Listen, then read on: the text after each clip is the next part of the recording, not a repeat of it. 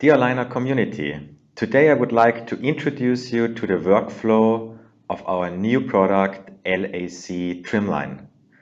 There is now a wide range of software packages that can be used to plan aligner treatments and then 3D print them. But not all of these software packages allow you to generate and export trimlines. So the LAC Trimline software enables you to fully automatic generate trimlines of any STL model. First, you import one or more STL files.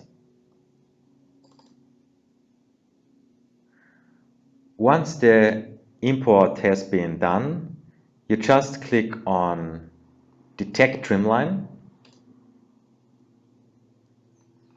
and the desired trimline is calculated. You could then change offset to the enema or change the smoothness of the line. The export can be completed by clicking here. The name of the PTS file will be the same as the STL file, and you're done. A typical file, what we have done here now, takes between 5 and 10 seconds.